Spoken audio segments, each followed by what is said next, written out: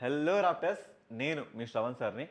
ప్రస్తుత కాంపిటేటివ్స్లో వస్తున్న ప్రశ్నల రీతిలో ఇటు state level, national level, international and అన్ని అవసరమైన విషయాల్ని నేను మీ ముందుకు మన ర్యాప్టర్ అకాడమీ దగ్గర తీసుకొస్తున్నా. అండ్ మన కరెంట్ అఫైర్స్ షార్ప్ 7 PM. ఏ రోజైనా అది ఏ టైం అయినా ఇంకేదైనా 7 గంటలంటే 7 గంటలకి మీ ఇంటికి గుమ్మాన్ని చేరుతాయి. ఓకేనా?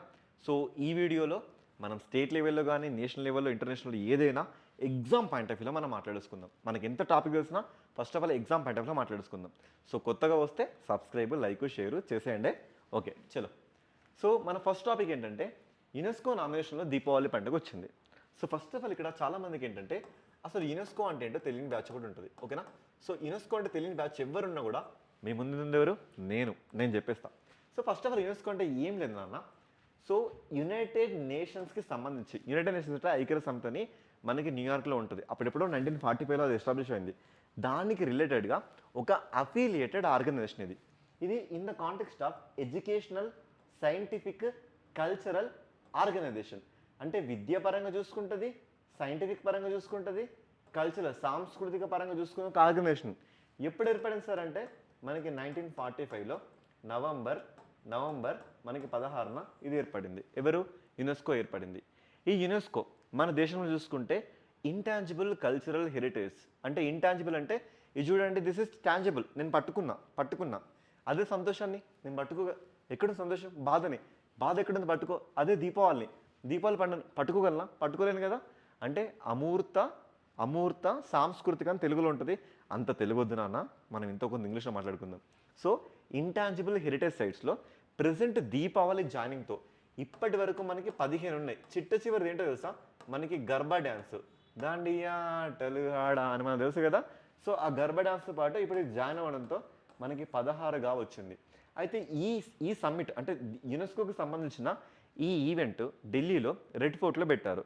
ఎందుకు సార్ ఎర్రకోటలో పెట్టారంటే మొన్నే కదా అమ్మోనియం నైట్రేట్ మనకి బ్లాస్ట్ అయ్యి ఆ ప్లేస్లో చాలా వరకు బ్లడ్ బాత్ మనం చూసాం. సో దాన్ని కండెమ్ చేసే విధంగా మోదీ గవర్నమెంట్ ఇక్కడే సెటిల్ చేసింది. చాలా నామినేషన్స్ వచ్చినాయి మనకి చూసుకుంటే, 67 నామినేషన్స్ వచ్చినాయి, 79 దేశాలు సమర్పించినాయి. సో ఈ ఎంటైర్లో మొత్తంగా 21 సెలెక్ట్ అయినాయి. ఆ సెలెక్ట్ అయిన వాడితో మనకు అవసరం లేదు. కానీ మన చుట్టుపక్కల దేశాలు లైక్ బంగ్లాదేశ్ కానీ, ఆఫ్ఘనిస్తాన్ కానీ ఇలాంటి దేశాల్లో కొన్ని కూడా మనకి ఈ లిస్టులో సెటిల్ అయిపోయాయి. అవి ఇంపార్టెంట్. సో ఇప్పుడు 15గా ఉన్న ఇంటాంజిబుల్ కల్చర్ హెరిటేజ్ సైట్స్ ఇప్పుడు 16 దీపావళితో అయ్యాయి. ఓకేనా? ఇది కాకుండా మళ్ళీ మనకి ఇంకో పేపర్ కట్ వచ్చింది. ఈ పేపర్ కట్లో చూస్తే వాటితో పాటు అంటే ఇప్పుడు నేను మాట్లాడిన ఈ 16 ఇంటాంజిబుల్ హెరిటేజ్ సైట్స్ ఇవి భారతదేశానికి సంబంధించిన హెరిటేజ్ సైట్స్. అంటే మన దేశం నుంచి ఇప్పుడు ఈ దీపావళి ఇంటాంజిబుల్ కల్చరల్ హెరిటేజ్ సైట్స్లో ఇది ఇప్పుడు చోటు దక్కించుకుంది అన్నట్లుగా. సో ఇది కాకుండా ఇందులో బంగ్లాదేశ్ తరపున మనం చూసుకుంటే ఒక చీర. ఓకేనా? సో బంగ్లాదేశ్ తరపున చూసుకుంటే మనకి తంగైల్ చీర. ఏం చీర బాబు? తంగైల్ చీర ఇందులో జాయిన్ అయింది. ఇక దీంతో పాటు ఆఫ్ఘనిస్తాన్ని మనం గమనిస్తే సో ఇక్కడ బేజాద్ మినియేచర్ శైలి, ఆ శైలి పేరేంటి? బేజాద్ మినియేచర్ శైలి. సో ఇది ఒక పెయింటింగ్ శైలి నాన్న. సో ఈ బేజాద్ అనే మినియేచర్ శైలి కూడా మనం దీంట్లో ఇంటాంజిబుల్ హెరిటేజ్ సైట్గా చూస్తున్నాం. సో చెప్పదలుచుకునే మ్యాటర్ ఏంటంటే ఇండియాలో ఈ యునెస్కో ఇంటాంజిబుల్ హెరిటేజ్ సైట్స్ ఢిల్లీలో రెడ్ ఫోర్ట్లో ఒక సమావేశం అయింది. ఈ సమావేశంలో 79 దేశాలు పార్టిసిపేట్ చేసినా ఇది మీకేం అవసరం లేదు. ఇప్పటి వరకు మన దేశంలో 15గా ఉన్న ఈ సాంస్కృతిక కళలు ఈ దీపావళి జాయినింగ్తో 16గా అయ్యాయి. ఓకేనా? బంగ్లాదేశ్ తరపున తంగేల్ చీరకు వచ్చింది, ఆఫ్ఘనిస్తాన్ తరపున ఒక మినియేచర్ దట్ ఈస్ బేజాద్ మినియేచర్ శైలికి వచ్చింది. ఇది మ్యాటర్. సరిపోతుంది కదా? ఓకే, నెక్స్ట్ చూసుకుంటే మధ్వాచార్య గురించి మనం మాట్లాడుకుందాం. సో మధ్వాచార్య గురించి మాట్లాడుకునే ముందు ఇక్కడ మీరు చూస్తున్నారు కదా, ఇదంతా ఏంటి? బ్రాంజ్ 77 అడుగుల విగ్రహాన్ని ఇక్కడ మనకి గోవాలో ఇక్కడ మీకు కనబడుతున్నారా, నరేంద్ర మోదీ గారు దీన్ని ఆవిష్కరించారు. ఈ ఆవిష్కరించడంతో పాటు ఇది ఎక్కడ ఆవిష్కరించారంటే మనకి గోవాలో గోకర్ణ అని ఒక ఏరియా ఉంటుంది. ఆ గోకర్ణలో దీన్ని 77 అడుగుల రాముడి విగ్రహాన్ని ఆవిష్కరించడంతో పాటు ఆయన పక్కన ఉన్న కర్ణాటకలో ఉడిపి జిల్లాకి వెళ్ళాడు. ఇక ఉడిపి జిల్లా మీ అందరికీ తెలుసు కదా, ఉడిపి వెజిటేరియన్ హోటల్ అని మాట్లాడుకుంటాం కదా.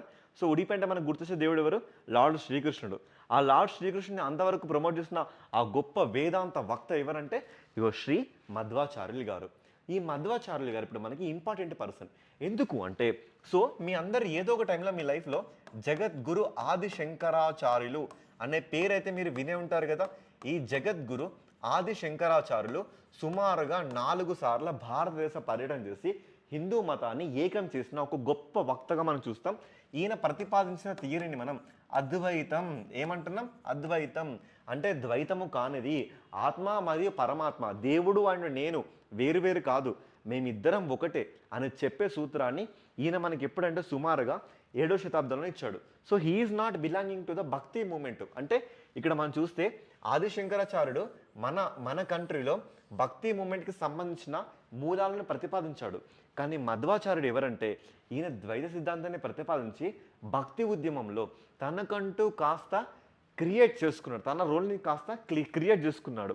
అయితే ఇక్కడ మీకు ఇండియన్ హిస్టరీలో భక్తి ఉద్యమం మనకు చాప్టర్ ఉంటుందండి. ఈ కరెంట్ అఫైర్ ఆ చాప్టర్కి రిలేటెడ్ అన్నట్లుగా. సో నేను ఇక్కడ చెప్పదలుచుకున్న విషయం ఏంటంటే, మీరు ఎన్ని కరెంట్ అఫైర్స్ చదివినా ఒకసారి ఆ కరెంట్ అఫైర్స్ని సబ్జెక్ట్కి ఇంటర్లింక్ చేసుకోకపోతే మీరు ఎంతసేనా ఫ్యూటల్, అది వేస్ట్ అండి. అయితే భక్తి ఉద్యమంలో మనం చూసుకుంటే మనకి రామానుజాచార్యుడు, ఓకేనా, ఎవరు మనకి రామానుజాచార్యుడు నుంచి మనకి భక్తి ఉద్యమం కనబడుతుంది. అసలు భక్తి అనే పదం మనకి మొట్టమొదటిగా ఎక్కడ కనబడింది తెలుసా మీకు? శ్వేతేశ్వర ఉపనిషత్తు, ఓకేనా, శ్వేతేశ్వర ఉపనిషత్తు, శ్వేతేశ్వర ఉపనిషత్తు. ఇది మనకి యజుర్వేదానికి సంబంధించింది. ఈ శ్వేతేశ్వర ఉపనిషత్తులో మనకి భక్తి అనే పదం ఉంటుంది. సో ఈ భక్తి ఉద్యమం మనకి ఎప్పుడు కనబడిందంటే, సో మనకి క్రీస్తు శకము 11th century to 17th century వరకు మనకు కనబడుతుంది. ఈ టైంలో చూసుకుంటే రామానుజాచార్యుడు ఏం చేసిందంటే, ఈ జగద్గురు ఆదిశంకరాచార్యుడు మనకి భక్తి ఉద్యమానికి సంబంధించిన వ్యక్తి కాదు. ఇతను భక్తి ఉద్యమానికంటే ముందు మనకి హిందూ మత మూలాన్ని ప్రతిపాదించిన వ్యక్తి.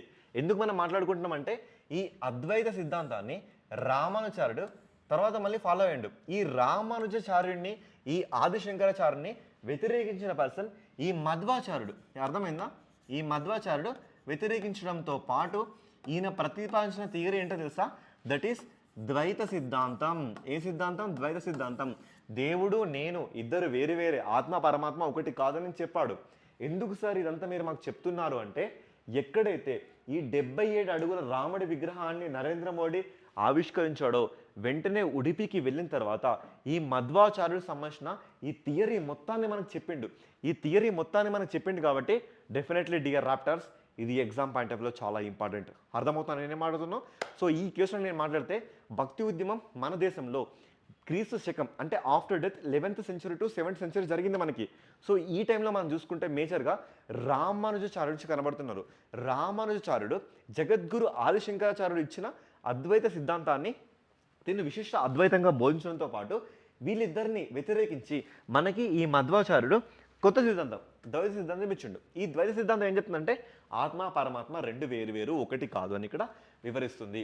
అదే స్క్రిప్ట్ నేను ఇంగ్లీష్ మీడియం పిల్లల కోసం ఇక్కడ ఇంగ్లీష్లో ఇచ్చా. సో ఆదిశంకరాచార్యుడు మన దేశంలో 4 మఠాలు స్థాపించిండు. ఉత్తరాన జ్యోతిర్మఠ్, దీన్నే బద్రీనాథ్ అంటాం. తూర్పున గోవర్ధన్, దీన్నే మనం పూరి అంటాం. మనకి సౌత్లో శృంగేరి మఠం, దీన్నే శారదా మఠం అంటాం. అదే మనకి పశ్చిమాన ద్వారక, దీన్నే మనం కాళికా మఠం అంటాం. ఓకేనా. రామానుజాచార్యుడు ఈ విశిష్ట అద్వైత సిద్ధాంతం ఎక్కడి నుంచి మనం చూసుకుంటే ఆదిశంకరాచార్యుడు, తర్వాత మధ్వాచార్యుడు ద్వైత సిద్ధాంతం ఇచ్చిండు. దాంతోపాటు మధ్వాచార్యుడు రాసిన పుస్తకం ఏంటో తెలుసా? స్వరమూల. ఏ మూల? స్వరమూల అనే పుస్తకాన్ని రచించడం జరిగింది. స్వరమూల అనే పుస్తకాన్ని మధ్వాచార్యుడు రచించాడు. ఇది మధ్వాచార్యుడికి సంబంధించిన ఒక చిన్న స్క్రిప్ట్ అండి. ఓకేనా. ఇదంతా మధ్వాచార్యుడికి సంబంధించిన ఇష్యూస్. ఇదంతా మీకు ఏం అవసరం లేదు. ఎందుకు సార్ ఈ డేటా మరి ఇచ్చారంటే, సో ఇవ్వాలండి. ఒక టీచింగ్ చేసే గురువుగా ఈ అడిషనల్ డేటా మీకు ఇవ్వాలి. ఈ డేటా మీ టెలిగ్రామ్ గ్రూప్ కింద డిస్క్రిప్షన్ ఉంది, you go and grab this PDF. ఈ డేటా ఇవ్వాలి, ఎందుకంటే జస్ట్ వాట్ ఈస్ వాట్ అని తెలుసుకోవడానికి మీకు యూజ్ అవుతుంది. ఓకేనా. అలా మనం దీన్ని చూడవచ్చు. నెక్స్ట్ ఇప్పుడు మనం ఏమేమి మాట్లాడుకున్నాం? నరేంద్ర మోడీ ఎక్కడికి వెళ్ళాడు? గోవాకి వెళ్ళాడు, దాంతోపాటు కర్ణాటక వెళ్ళాడు. ఒకటి గుర్తుపెట్టుకో మిత్రమా, కరెంట్ అఫైర్స్లోనే మనం పాలిటీని కూడా కొట్టేద్దాం. మీకు పాలిటీలో క్వశ్చన్స్ ఎలా వస్తుంది తెలుసా? ఏ రాష్ట్రంలో ఎన్ని లోక్సభ సీట్స్ ఉన్నాయి, ఏ రాష్ట్రంలో ఎన్ని ఎమ్మెల్యే సీట్స్ ఉన్నాయి, ఏ రాష్ట్రం ఏ అమెండ్మెంట్ యాక్ట్ ద్వారా ఏర్పడింది, ఏ రాష్ట్రం ఏ చట్టం ద్వారా ఏర్పడింది, ఇలాంటి క్వశ్చన్స్ డెఫినెట్గా మీ పోలీస్ ఎగ్జామ్స్లో, మీ డిఫెన్స్ ఎగ్జామ్స్లో, మీ యూనిఫామ్ ఎగ్జామ్స్లో కనబడతాయి. వాటిని నేను ఇక్కడ చెప్తున్నా. ఇక్కడ చూస్తే నేను కొన్ని విషయాలు చెప్తున్నా. స్క్రిప్ట్ మీకు ఇంగ్లీష్లో ఉంది, మీరు అస్సలు భయపడకండి.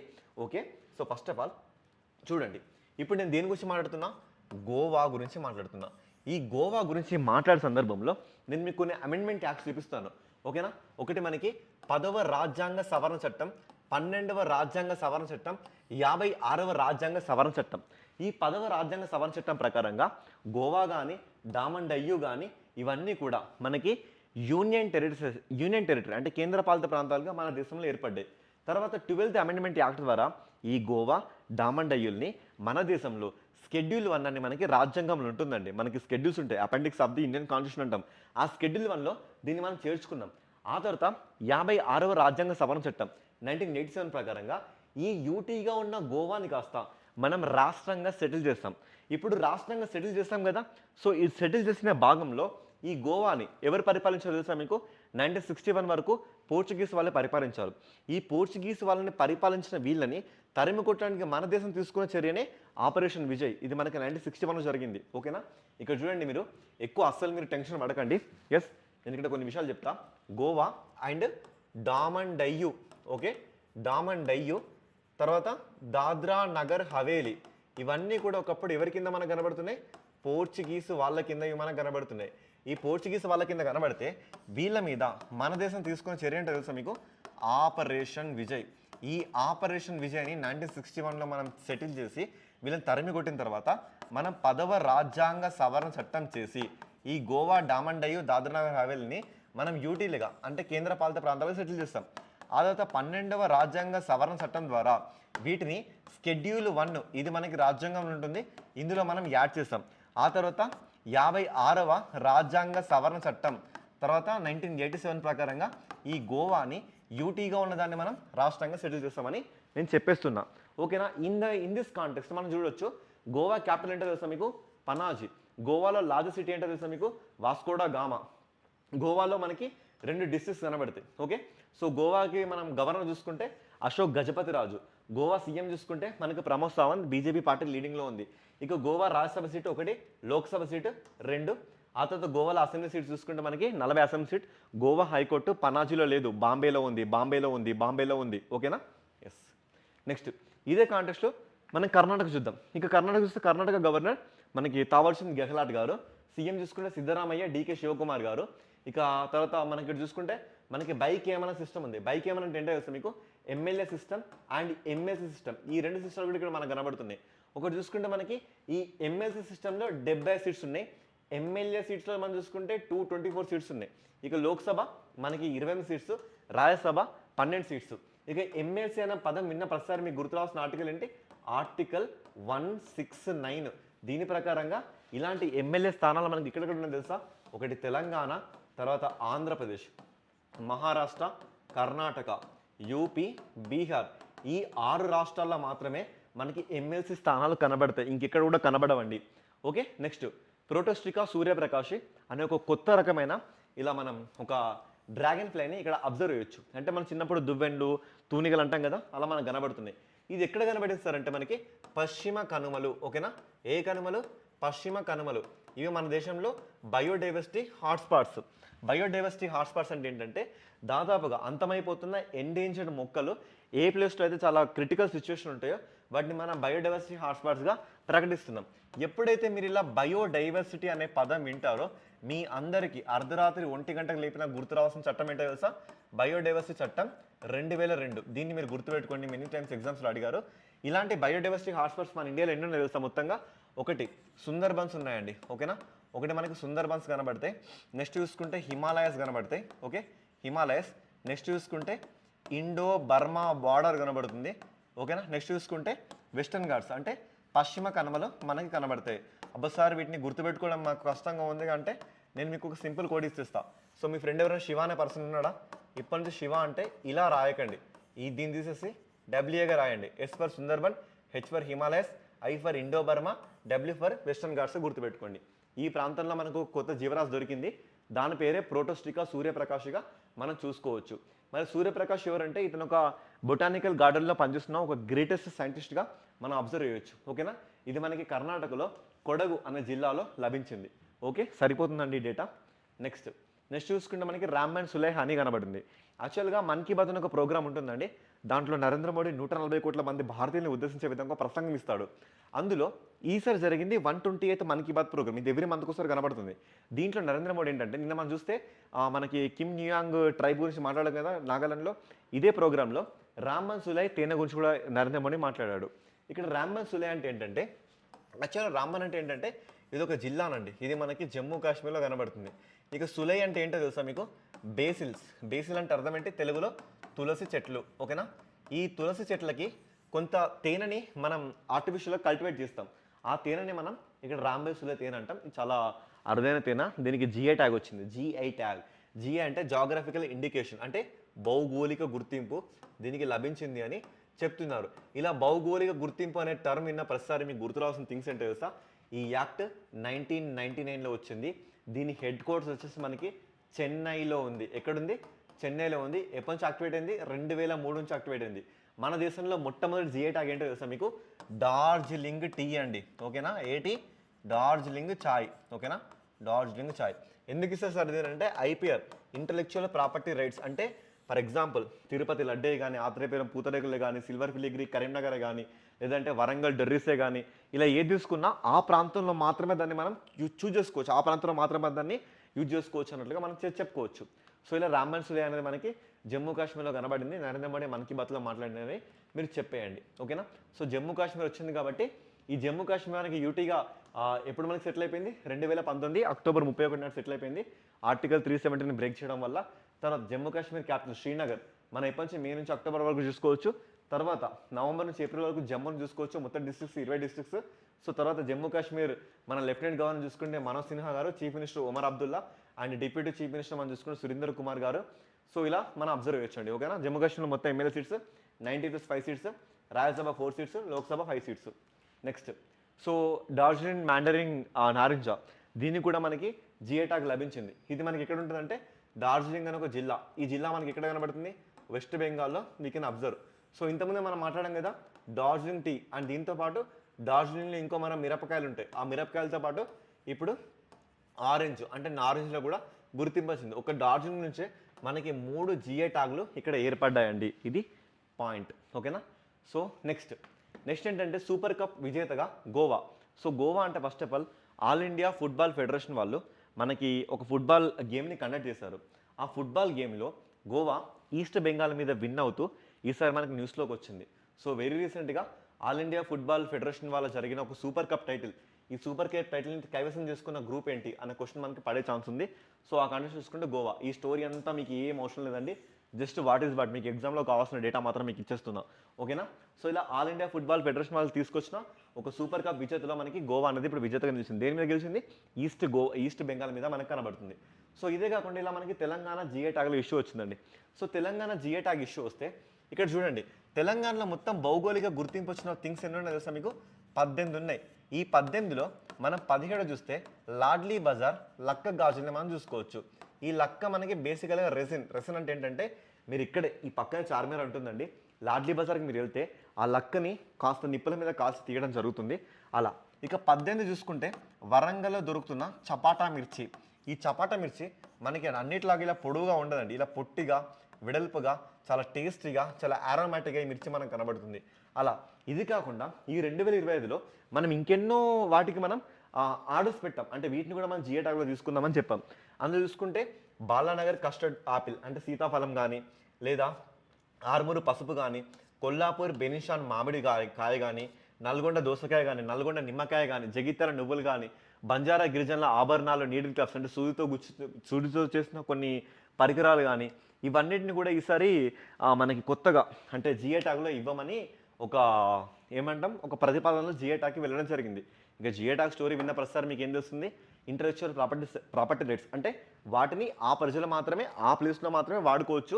దానికి 10 సంవత్సరాల గ్యారంటీ ఉంటుంది. ఆ 10 సంవత్సరాల తర్వాత మళ్ళీ మీరు దాన్ని రెన్యువల్ చేసుకోవాలి. అండ్ దాంతోపాటు దీని యాక్ట్ ఎప్పుడు వచ్చింది?